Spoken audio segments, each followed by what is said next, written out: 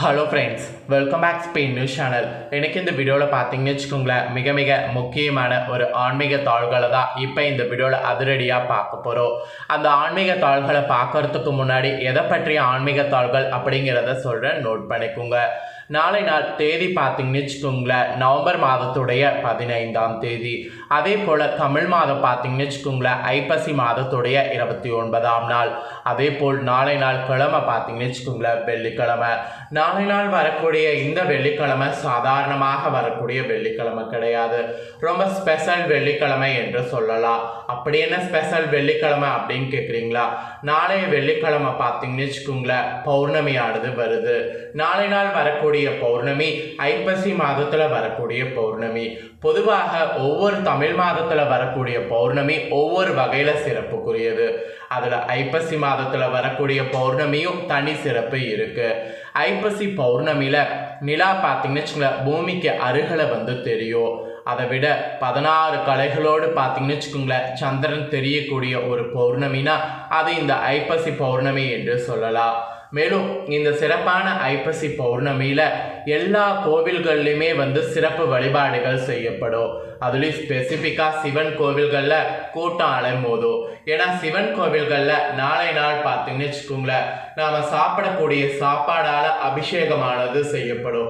என்ன சாப்பாடு வைத்து அபிஷேகம் செய்யப்படுமா அப்படின்னு கேட்டிங்கன்னா, ஆமாங்க, சாப்பாடால் அபிஷேகம் செய்யப்படும். நீங்கள் நாளை நாள் உங்கள் ஊரில் இருக்கக்கூடிய கோவிலுக்கு போய் பாருங்கள், சிவன் கோவிலுக்கு. அங்கு கரெக்டாக நைட்டு வேளையில் அன்ன அபிஷேகமானது நடைபெறும். அதை பார்த்தாவே உங்களுக்கு கோடான கோடி புண்ணியம் கிடைக்கும். உங்களுக்கு இருக்கக்கூடிய அன்னதோஷம் எல்லாமே நீங்கும். நீங்கள் எதுவுமே நாளை நாள் பண்ணுங்கிறது அவசியம் இல்லை, கோவிலுக்கு போய் அதை பார்த்தாலே கோடி புண்ணியம் கிடைக்கும். அந்த மாதிரி ஒரு ஸ்பெஷல் நாள் தான் நாளை நாள்.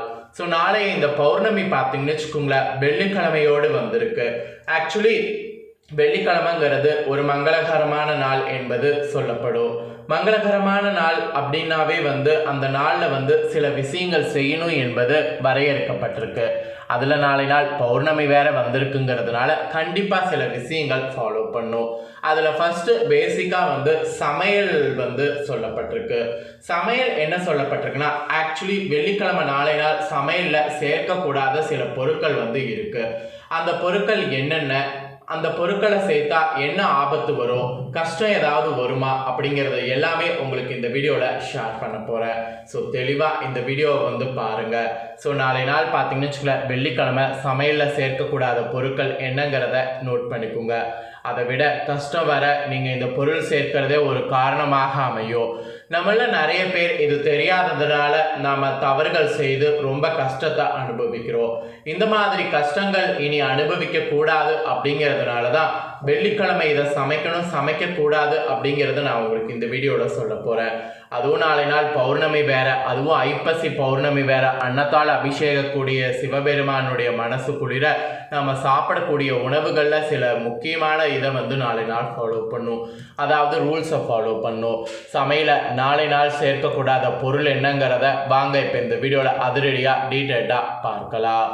வெள்ளிக்கிழமை பொதுவாகவே மகாலட்சுமிக்கு உரிய ஒரு தெய்வீக நாளாக கருதப்படுது. எந்த கிழமையை காட்டிலும் நம்ம வீட்டில் பூஜை செய்வது செய்யாமல் இருக்கிறது எல்லாமே பார்த்தீங்கன்னு வச்சுக்கோங்களேன், நம்ம கையில் தான் இருக்குது. ஆனால் எந்த கிழமையில் நம்ம வீட்டில் பூஜை செய்தாலும் செய்யாவிட்டாலும் வெள்ளிக்கிழமையிலாவது கண்டிப்பாக கட்டாயம் உங்கள் வீட்டு பூஜையில் விளக்கேற்றி வழிபாடு செய்ய வேண்டும். இது ஒரு சாஸ்திர நீதியாக சொல்லப்படுது. செவ்வாய் வெள்ளி இந்த 2 நாளுமே வழிபாடு செய்யாதவங்க இல்லத்தில் மகிழ்ச்சி எனும் செல்வம் குறையும். இது ஒரு காலங்காலமாக சொல்லப்பட்டிருக்கக்கூடிய ஒரு முக்கிய விஷயம். எனவே இனி அந்த மாதிரி இருக்காதீங்க. வரக்கூடிய நாளைய இந்த ஐப்பசி பௌர்ணமி வெள்ளிக்கிழமையில கட்டாய பூஜை செய்யுங்க. அதை விட கட்டாய சமையலில் சேர்க்கக்கூடாத சில பொருட்கள் இருக்கு. அதெல்லாம் என்னென்ன பொருட்கள் அப்படிங்கிறத இந்த வீடியோவில் தெரிஞ்சுக்குங்க. இதை தெரிஞ்சுக்கிட்டு இதற்கேற்ப நாளை நாள் சமையல் செய்யுங்க. கண்டிப்பாக நீங்கள் சமைக்கக்கூடிய அந்த சமையல் உங்களுக்கு வெற்றிகரமாக இருக்கும். சரி வாங்க, சமையலில் சேர்க்கக்கூடாத பொருட்கள் என்னென்னங்கிறத இப்போ இந்த வீடியோவில் அதிரடியாக டீட்டெயில்டாக பார்க்கலாம். வெள்ளிக்கிழமை நாளைய ஐப்பசி பௌர்ணமி ஆன்மீக ரீதியாக ஒரு சிந்தனைகள் மேலோங்கி காணக்கூடிய ஒரு சிறந்த நாளாக சொல்லப்படுது. இந்த நாளில் நாளை நாள் இனிப்பு சம்பவங்கள் நடக்க இனிப்பான பொருட்களை சமைக்கிறது நல்லது. அதுவும் நாளை நாள் பௌர்ணமி அப்படிங்கிறதுனால உங்கள் குலதெய்வத்தை இல்லை அம்மனை நினைத்து காலையில் முதல் வேலையாக பொங்கல் வைங்க. அப்படி பொங்கல் வைக்க முடியல அப்படிங்கிறவங்க பாயாசமாவது செய்யுங்க. நாளை நாள் இந்த 2 இனிப்பில் ஏதாவது ஒரு இனிப்பு நெய்வேத்தியமாக செய்து பூஜைக்கு பயன்படுத்துவது நல்லது. அதோடு மட்டும் இல்லாமல் குடும்பத்தில் இருக்கக்கூடிய ஒவ்வொருவரும் அதனை பகிர்ந்து சாப்பிடும் பொழுது அந்த பாசிட்டிவ் எனர்ஜி எல்லாருக்குமே வரும். அது மகிழ்ச்சி உங்களுக்கு பெருக செய்யும். அதனால் வெள்ளிக்கிழமை நாளை நாள் காலையில் முதல் வேலையாக எந்திரிச்ச உடனே வீட்டில் இருக்கக்கூடிய பெண்கள் பொங்கல் இல்லைன்னா பாயாசம் செய்வது நல்லது. அப்புறம் உணவு சமைக்கிறதுல கூட ஒரு தெய்வீக விஷயம் கலந்துருக்கு. எல்லா வகையான உணவுகளும் ஒவ்வொரு விதத்தில் நம்மளுடைய ஆரோக்கியத்தை பேணி பாதுகாக்குது. அதுதான் உண்மை.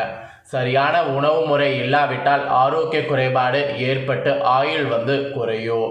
அதுலேயும் வெள்ளிக்கிழமை நாளை நாள் பார்த்தீங்கன்னு வச்சுக்கோங்களேன், சில விஷயங்கள் கண்டிப்பாக சாப்பாட்டுக்கு ஃபாலோ பண்ணும். நாளை நாள் சாம்பார் உருளைக்கிழங்கு செய்வது ரொம்ப நல்லது. சாம்பார் இல்லாமல் நாளை நாள் வீடுகளில் வேறு எதையும் செய்யக்கூடாது. நாளை ஒரு நாள் சாம்பார் நிச்சயமாக நாம் சமைத்தே ஆகணும். அந்த சாம்பாரில் பார்த்தீங்கன்னு வச்சுக்கோங்களேன், நம்ம பருப்பு போட்டு நாம் செய்யும்போது அந்த பருப்பு நாம் சாப்பிட்றது அவ்வளோ உணவுக்கு பார்த்தீங்கன்னு வச்சுக்கோங்களேன் முக்கியத்துவம் கொடுத்து நாம் செய்கிறது நம்ம உடலுக்கு ரொம்ப ரொம்ப ரொம்ப நல்லது. அதனால் நாளை நாள் சாம்பார் கண்டிப்பாக இருக்க வேண்டும். சாம்பாரே எனக்கு பிடிக்காது அப்படின்னு சொல்கிறவங்க தயவு செய்து நாளை ஒரு நாள் அட்ஜஸ்ட் பண்ணி சாம்பார் எடுத்துக்கோங்க. அது ரொம்ப ரொம்ப ரொம்ப ரொம்ப நல்லது. அதுவும் சாம்பாரில் துவரம்பருப்பு ரொம்ப சிறப்பு. நிறைய சாம்பார் நம்ம வெவ்வேறு பருப்பில் வைக்கலாம், ஆனால் துவரம்பருப்பில் வைக்கிறது தான் ரொம்ப சிறப்பு. துவரம்பருப்பு என்பது ரொம்பவே முக்கியமான ஒரு பருப்பு வகை.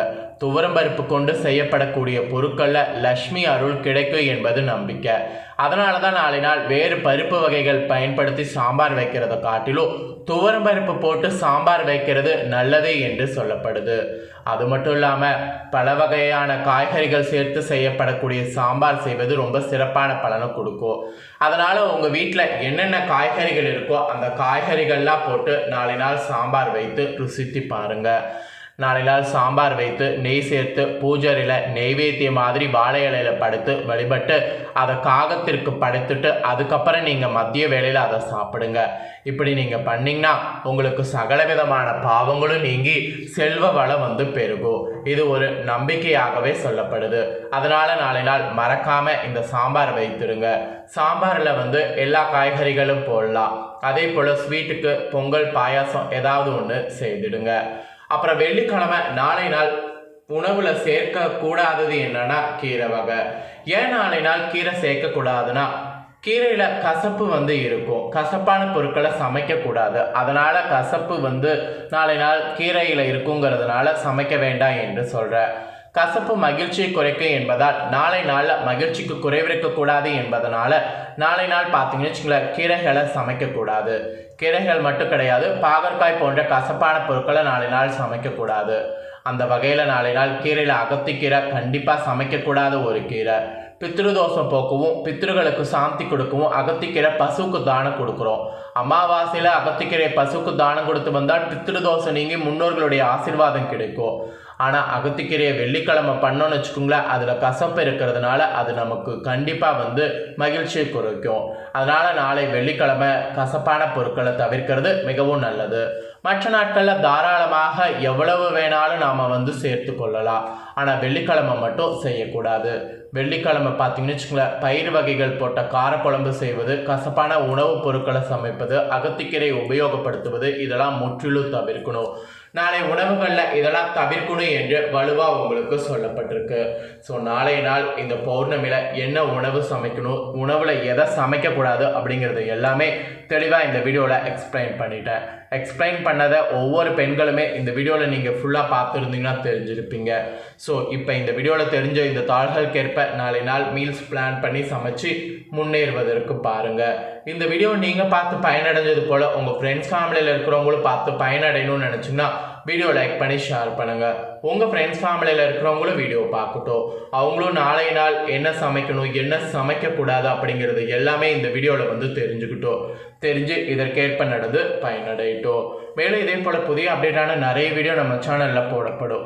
அதை எல்லாத்தையுமே உடனுக்குடனே தெரிந்து கொள்ள மறக்காமல் நம்ம சேனலை சப்ஸ்கிரைப் பண்ணுங்கள், கூட பெல் பண்ண ப்ரெஸ் பண்ணுங்கள். அதை பண்ணிட்டீங்கன்னா நான் போடுற மற்ற அப்டேட்டான எல்லா வீடியோஸும் உடனுக்குடனே தெரிந்து கொள்ளலாம். ஸோ மறக்காமல் பண்ணுங்கள். இதே போல் சுவாரஸ்யமாக வேறொரு புதிய தகவலோட மெயினான ஒரு வீடியோவில் வந்து சந்திக்கிறேன்.